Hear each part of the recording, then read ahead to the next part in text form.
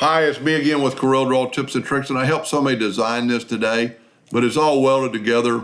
I actually left some of the words not welded. But I created a new one that might be easier for a beginner to type out the word. So watch part one if you didn't watch it. Get all your letters the same size. And then I put a bar between each set of letters. I actually butted the bar, and I'll go through that maybe in a second. But the letters were spaced 0.25 apart, and I made the bar 2.8. So let's do this. I'm going to Control D and make a duplicate and move it over. Move it over twice. I'm going to take this and weld it.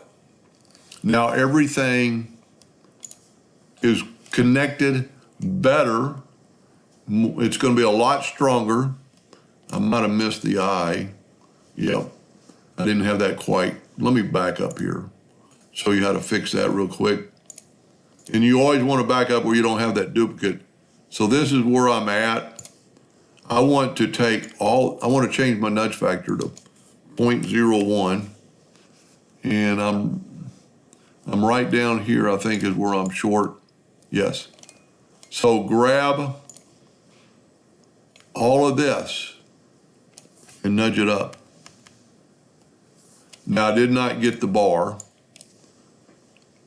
so I need to take the bar and nudge the bar up. So now it ought to be weldable. So Control D and make a duplicate. Tell you what, back up. If you ever do that and you don't have your nudge factor, you don't want two duplicates on top of each other when you're trying to weld.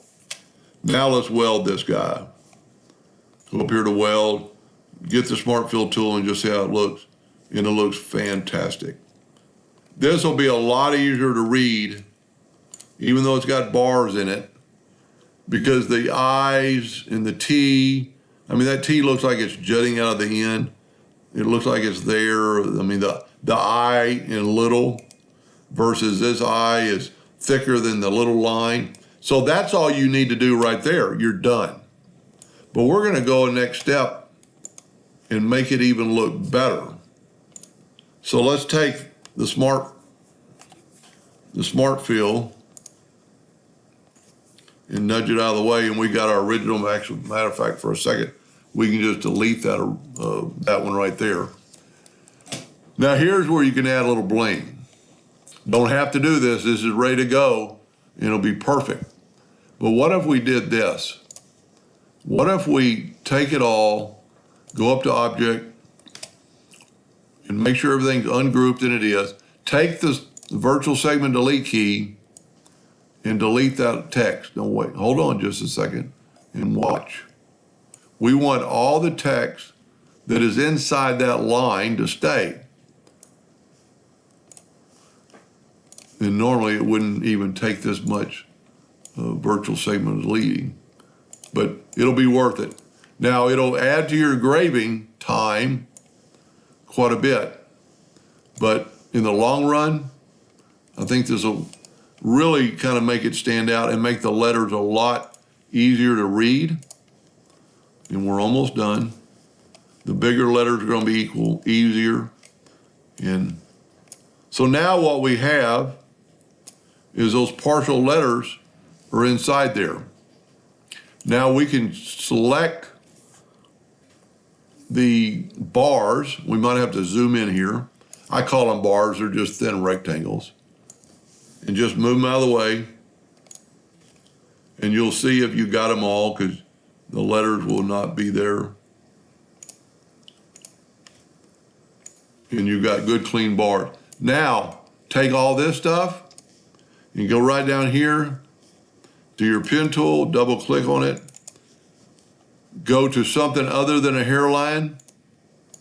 And I always work in points. I'm using somebody else's program. And make them black. Now, nudge these over. And what's going to happen, this is going to engrave. And it's engraved where there's a cut line. There's no cut line there. If we go back, if you look right there, there's no cut line, so that's going to be a solid piece. But if you take all the, matter of fact, we'll make the line a little thicker. We'll make it 2 points. And scale with object, really important in this. And then nudge them over. Now this is going to take a little bit of engraving time, but if we looked at the wood, and maybe that's going to stop us, but let's go back and let's make the wood a light, let's make it yellow. That didn't work. I need to go up here to the Smart Fill tool and make a, you know what, there's a light brown for the wood. So that's what it's going to look like. But look if you added this bling. And we're going to have to go to Object, Order, Front of Page. It's going to highlight the letters more. The letter, especially the I, is going to be distinctively better. Now what we should have done is maybe make them, let's make it 400 points, 4 points. You know, for the video, let's make it 12 points. You don't want to do that, but scale with object. And the reason I scale it with object, let me go back to a smaller point. The reason I scale it with object, because if you don't want this thing 26 inches big, when you scale it, those engraving lines are still going to be the same thickness in relation to the size of the wood. That would be how to add bling, and a lot easier. And I might make a second video or a third video real quick on how I got these things spaced out. Hope that helped a little bit.